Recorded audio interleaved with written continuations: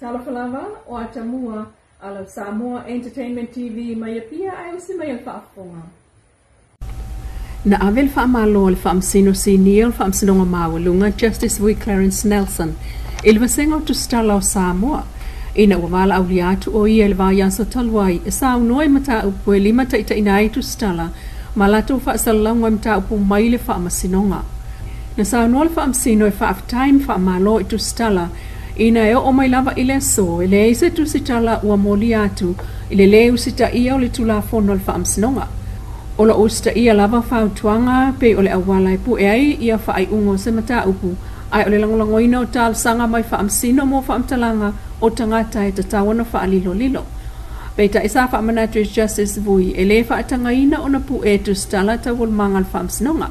Vanga na ua talia le whaamasino se mata upu se talo sanga e pu e ai ni ana tawul manga po sana whaai unga. Ai ole whaamaumaunga pito silio na amana ia mai whaamsinonga o le pepa wa uma ona sainia le whaamsino. Na angia fo in saunanga Justice Vili atunga lunga I mata upu I lunga so ta inga televavave po social media aile I o atu le whaamsinonga e pe unta upu le tamalena solia I le taavale aile I loa po o aile a taavale le hit and run. Ilana mai tau I lunga on social media wa alua I lava tala alua I lava mai a fasilingi ai just tala I le aso o le ale me tupu pe a whai e tau nuu ina moli ai seisi ai wha pe fea pe a maua sa tangata o le ale tu ainga o whaamsinonga tala whea ngai e whai au lea tangata. O le vana no whai o tu stala mal whaamsinonga na ia wha ailo ai le mafua anga o le tau fiofi o na wha ailo swafa o whana wea a fia mai sa wanga ai o le tangata fo I o tua ia. Social media is going on and on and on about this Vili hit and run case. It's everywhere. It's in the Observer every day. It's all over social media. And I want you to actually ask yourselves the question as journalists. What's going to happen when they finally charge someone? Maybe they'll never be able to solve it. Maybe they'll never be able to charge anyone. But what happens if they find someone and they charge him and all this publicity is done out there? How are we going to get this person a fair trial? We'll have to send him to Siberia or something. When no division of the judge. The judge has an overall legal power to allow recordings to be carried out in court. But if you don't have that permission, you can't just come to court and record what's going on. Mai whaaftaia I vasenga au whaasalau I le muli ta ia tulafono mtau sanga pea o ina whangaina mta upuma ale e a fiaili si o manga o whanau I le vaa maisita maiti ai o tangata mātutu ai whaamtalanga whaalele. O le maaftanga whaale o onga ale vasenga o tustala I le vaya sa taluai. Na mawai fo I le awa noa o whanawa o ngā wha tustala mai le university a wawe a wai. O le ale tusai Sofia Fia o le lua o lua tolu ma le whaamana tuina. O le krisi masimo ai ngō li ina maliliu. Lea na maliliu whaafose I mai Australian masina taluai. Ina ua maua mai tala o le atau nu mai o la tina maliu le sa o le mai so nei sulfito te sema I Samoa. O whaalau lo mai por kalame o le tasi o atali I le lio David ngā solonga. E tau nu mai le sa ma whai ai on toe sa ninga I le asonga fua so o ai le vai so fau. Whanau lea sa whai ngā luenga whaavai taimi I Australia ma maliliu ai ina ua so I tual ta vale na malanga I taimi tu ngā o le po so asela au mamu whaatasi ai tono le van. Na whaato a maua I leono I tū la mulimuliane, ina ua tau atu I aile ta avale mua lava na tū masiaki longo I doa leo. O wha mai senga, wha ma whanwhananga, tātou talafou I mātua, ma ainga wha vau. Inisi o tala ua toi tolo atu le vai aso fou, e whaatūlanga ai le wha masinonga o leli o tala le lei paunga, mai lo ai se aso e whai ai le wha masinonga. O le vai aso neina wala wai le wha masinonga mawalunga I lumo o le fionga Justice tua tangaloa, whaatulanga ino le mata upulea, ma whaailoa ai, e le itaunu ua tulava ni whaamatalanga. O le sile mta upu o whaisi leva o toso mai mo lianga o le taumwhai e whaao o le maliu.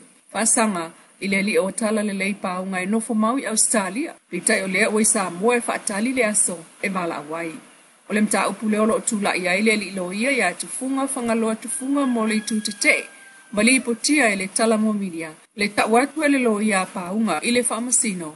Na whatu alongo atu la tau le vai aso taluai le aso no te sema. Mai sa tau sanga ina le tutangi e avatu wha amau maunga o le wha amsinonga o le maisione e mamalele paulo. Ma le wha unga le sa te le rapiva ai ili tau sanga paunga tala ia itua. O le tau sanga tufunga mo wha amau maunga o ta uelunga. Tadu olo o iei wha amtalanga wha altu la fono e au o nei loela nei tu. Ai le lipoti lava le ale talamua mai le wha amsinonga. O wha manatuai e justice tua tangaloa. Le li ilo ia tufunga e le mawhai ona ia toi a ina le whai unga le sa tele. O le mta upu fo ia le mai ma paulo. I wha maunga e ese mai vanga na ai. O lo molia whatasi i le tau mawhai wha au o le maliu. Ai mawhai ona ia maua wha amtalanga la uan ave i leo leo. E a whai e wala au e moli mau. E fitu moli mau le tua leo leo wha sanga ia paunga. E lua tau sanga o i lalo vaenga. Ale tula fono i Australia le ali i peitai o le tau sanga nei. Whama sina taluaina au mai ai e tula i le mta upulea. O polo ia justice to tangaloa le batu leo wha monga tal whengai i le tu te te mo le wha tulanganga mta upulea so lulo le vaya so fau mai lo ai le asol wha sinonga. U whatsi ai le vaya so nei i e sui o le ofisa o whatoanga Samoa ma le vaya ngau whainga whaiva ai le mta ngadwenga o wha na tura ma le si o manga. Ai o wha lapo tonga o whatoanga malo au whatasi le FAO i sanata upu wha lea o onga. E mata i tū awala e wha amautu wai wha awau pea. O na maua lau whanua lafu le mu ma wha atoanga le tunuu. E talia tua i suinga o le tau. Malangolangoina e le Global Environment Facility po le GEF. E ui o se tamau a ingo Samoa mo yei nei peita e amata na alia e wha ititi o tangata e whai wha atoanga. Po o a inga e toianga i wha atoanga whai ngā whaiva o lafu manu. Mo o tuai Samoa ina a fia i suinga o le tau o yei nei. Tu watu iai marela i titi o lau ele, ai o le onge fo il tamau ainga, e maua mai ona lau ele. Mai o le saole na o le GEF funding, ilana bloketi le whātau sanga, o le whaalau teleina le o le sila fia, ma tilo a tangata, i ati na e tau whātoanga, ma ona to mai e whaatino ai, ai o awala whai fua ai ati na e tau whātoanga Samoa. I swinga o le tau, ai mai se olu i tau o whea ngai, male au whai whātoanga, le whaatupula ia o loa tau mawha, mai fua lau ele. O le suyo malo au whaatasi Samoa o le atukuki ni we mato e lau Mr. Themba Kalua.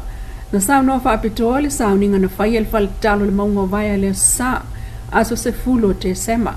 E mana tuai le aso whaapitoa le ai ata tau tangata. Ma awa yatu iai suyo le malo Samoa ma malo mai fafo.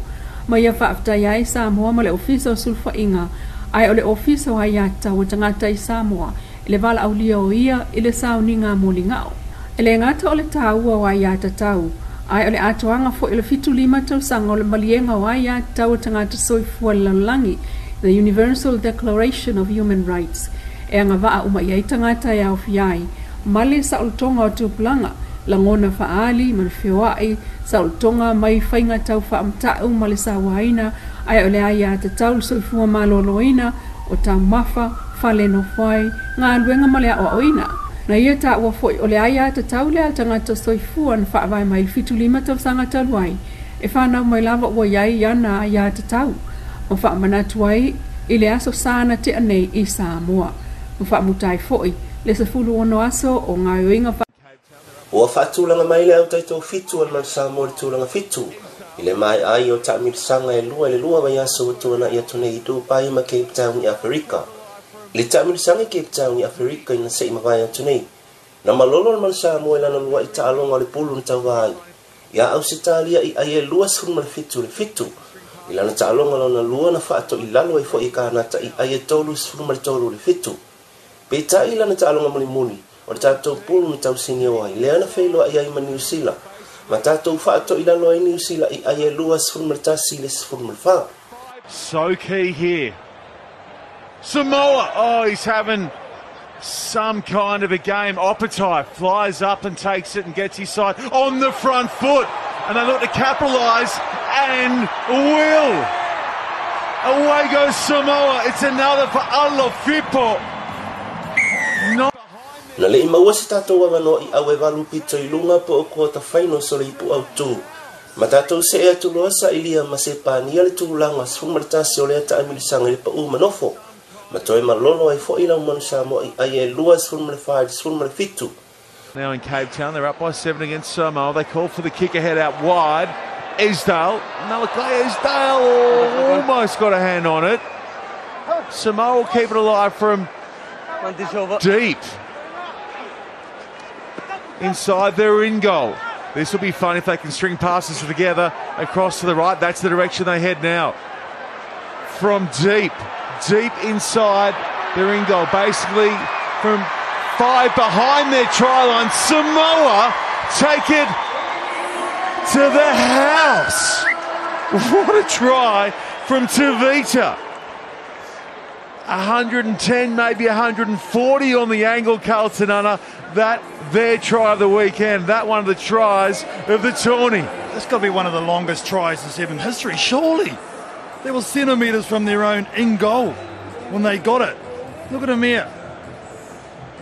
The ability to get back and get support plate from Samoa. And then in the end, I thought he was going to go himself, but he gives it out to Tavita. And you can see the knees go up. He saw the space. Oh, great view of it. How good. Crunch the numbers for me. So from that corner, they've gone the distance crossfield. What's that?